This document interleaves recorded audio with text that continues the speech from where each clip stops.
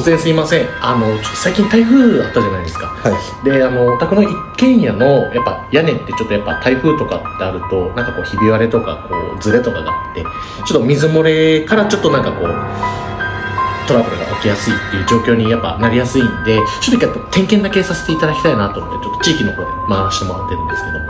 でも雨漏りとか全くしてないですよ。今はっていうことだと思うんですけど、やっぱ徐々にっていうことがやっぱあるんで、なるべく早めに点検が必要かなと思って。なるほど。はい。